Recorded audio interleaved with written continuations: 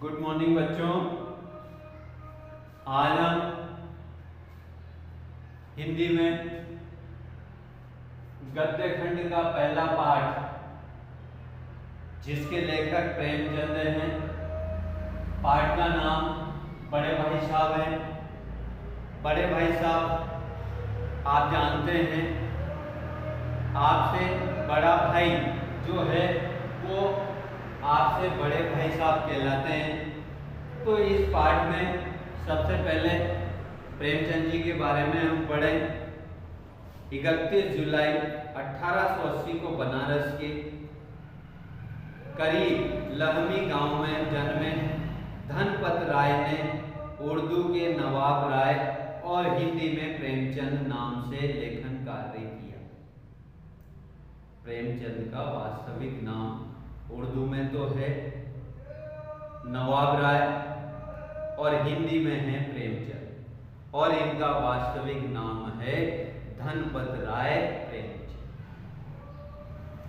निजी व्यवहार और पत्राचार धनपत राय नाम से ही करते थे। उर्दू में प्रकाशित पहला कहानी संग्रह सोजे वतन अंग्रेज सरकार ने जब्त कर लिया। आजीविका के लिए स्कूल मास्टरी, इंस्पेक्टरी, मैनेजरी करने के अलावा इन्होंने हंस, मानवी जैसी प्रमुख पत्रिकाओं का संपादन भी किया। कुछ समय मुंबई की फिल्म नगरी में भी बिताया, लेकिन वह इन्हें रास नहीं है। यद्यपि इनकी कई कृतियों पर यादगार फिल्में बनी। आम आदमी के दुख दर्द के बेजोड़ चितेरे प्रेमचंद को उनके जीवन काल में ही कथा सम्राट, उपन्यास सम्राट कहा जाने लगा।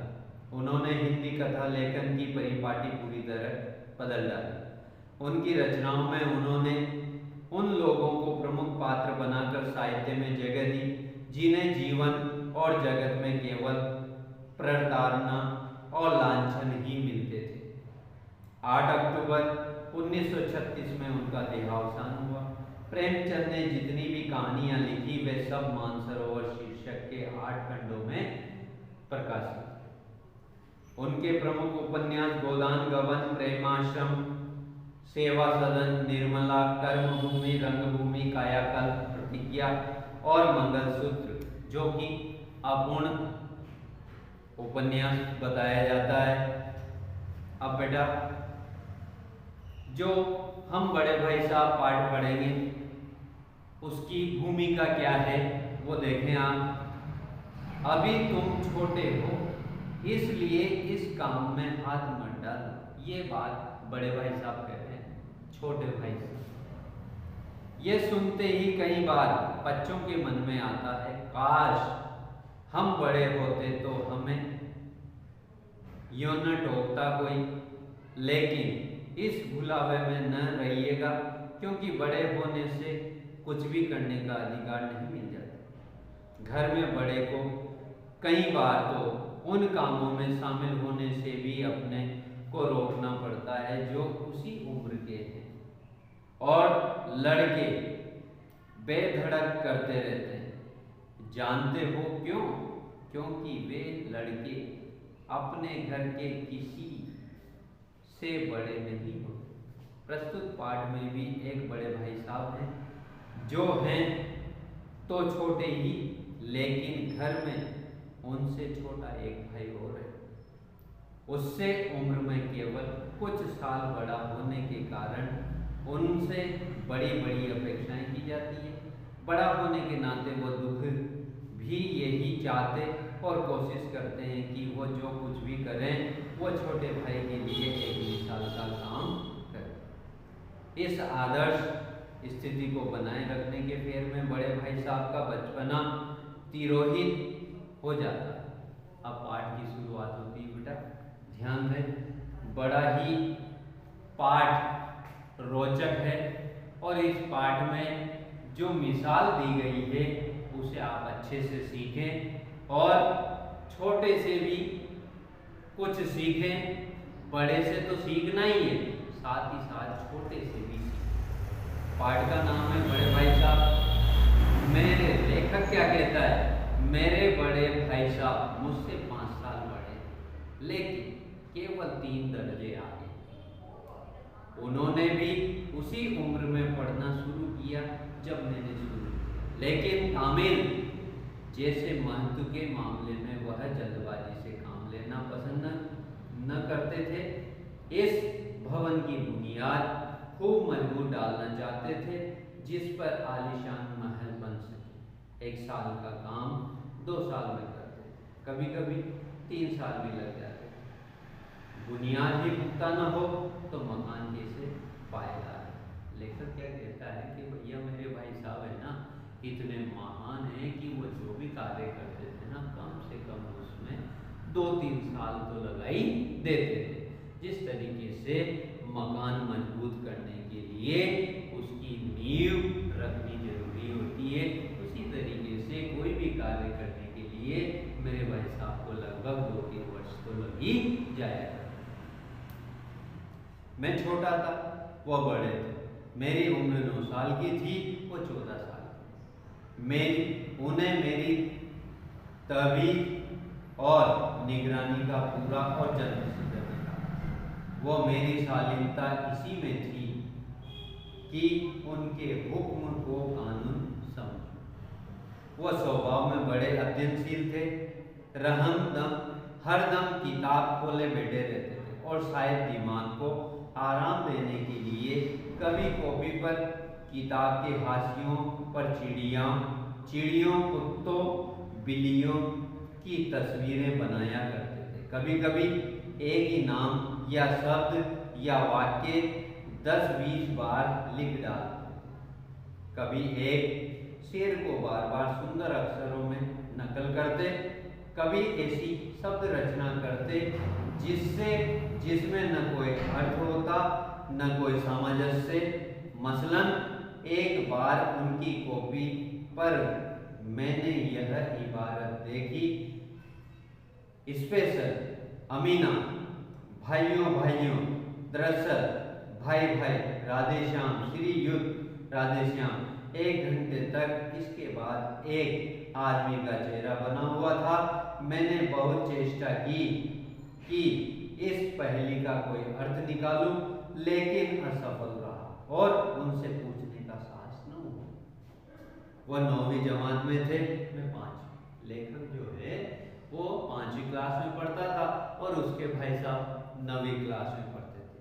उनकी रचनाओं को समझना मेरे लिए छोटा मुंह बड़ी बात। लेखक के भाई साहब जो थे वो अपनी कॉपी में इस तरीके से वाक्य लिखते थे, इस तरीके से सेंटेंस लिखते थे, इस तरीके से चित्र बनाते थे कि उसी वाक्य को, उसी शब्द को, उसी सेंटेंस को, उसी रचना को वो लगभग 3-4 बार लिख दिया करते थे।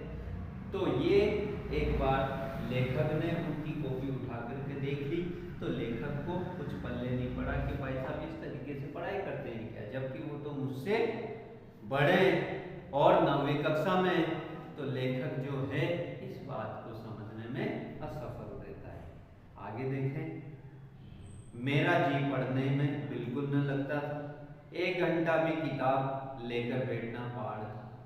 मौका पाते ही हॉस्टल से निकल करके मैं मैदान में आ जाता और कभी कंकरियां उछालता, कभी कागज की तितलियां उड़ाता और कहीं कोई साथी मिल गया तो पूछना ही क्या। कभी 4 दीवारी पर चढ़कर नीचे कूद रहे हैं, कभी फाटक पर सवार उसे आगे पीछे चलाते हुए मोटर कार का आनंद उठा रहे हैं। लेकिन कमरे में आते ही भाई साहब का वह रुद्र रूप देखकर प्राण सूख जाते हैं। उनका पहला सवाल यह होता, कहाँ थे? हमेशा यही सवाल इसी ध्वनि में हमेशा पूछा जाता और इसका जवाब मेरे पास केवल मौन होता। न जाने मेरे मुंह से यह बात क्यों न निकलती कि जरा बाहर खेल रहा था। मेरा मौन कह देता था कि मुझे अपना अपराध स्वीकार है और भाई साहब के लिए उसके सिवा और कोई इलाज न था कि इसने और रोज से मिले हुए शब्दों में मेरा सत्कार करे। लेखक जो है जैसे ही मौका मिलता वो बाहर खेलने के लिए भाग जाया करता अपने मित्रों के साथ खेलता, पाठक पर सवार होकर के इधर उधर मोटर गाड़ियों की तरह वो झूले झूलता। तो जब वो हॉस्टल के कमरे में आता तो अपने बड़े भाई साहब के गुस्से का कारण बन जाता। इस तरह अंग्रेजी पढ़ोगे तो जिंदगी भर पढ़ते रहोगे और एक हर्फ ना आएगा। अंग्रेजी पढ़ना कोई हंसी खेल नहीं कि जो चाहे पढ़ ले, नहीं, एरा गेरा नटू फेरा। सभी अंग्रेजी के विद्वान हो जाते हैं। यहाँ दिन रात आगे फोड़नी पड़ती है और खून जलाना पड़ता है, तब कहीं ये विद्या और आती क्या है, कहाँ कहने को आ जाती है। बड़े बड़े विद्वान भी शुद्ध ये अंग्रेजी नहीं लिख सकते, बोलना तो दूसरा। और मैं कहता हूँ तुम कितने गूंगा हो कि मुझे देखकर भी सबक नहीं लेते। मैं कितनी मेहनत करता हूँ ये तुम अपनी आंखों से देखो। अगर नहीं देखते तो यह तुम्हारी आंखों का कसूर है, तुम्हारी बुद्धि का कसूर है। इतने मेले तमाशे होते मुझे तुमने कभी जाते देखा? रोज ही क्रिकेट हॉकी मैच होते हैं, मैं पास भी नहीं भटकता, हमेशा पढ़ता रहता हूँ। उन पर भी एक एक दर्जे में 2-2 3-3 साल पढ़ना पड़ता। साल पढ़ा रहा हूँ, फिर भी तुम कैसे आशा करते हो कि तुम यूँ खेल कूद में वक्त गंवा कर पास हो जाओ? मुझे तो 2 ही 3 साल लगते हैं, तुम उम्र भर इसी दर्जे में पड़े सड़े रहो।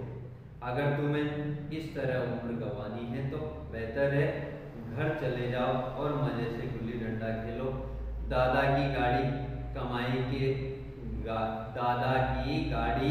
कमाई के रुपए क्यों बर्बाद करते? लेखक क्या कहता है कि भाई अंग्रेजी पढ़नी है तो अंग्रेजी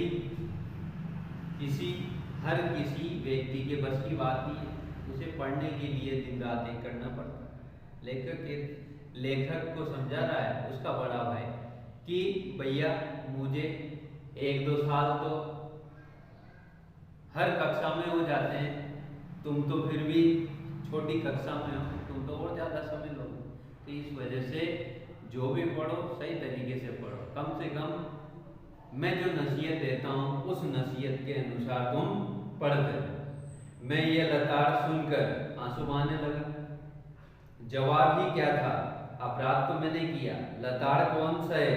भाई साहब उपदेश की कला में निपुण थे, ऐसी ऐसी लगती बातें कहते, ऐसी ऐसी सुक्ति बाण चलाते कि मेरे जिगर के टुकड़े टुकड़े हो जाते, हिम्मत टूट जाती। इस तरह जान तोड़कर मेहनत करने की शक्ति में अपने में न पाता और निराश से जरा देर के लिए मैं सोचता क्यों न घर चला जाऊं।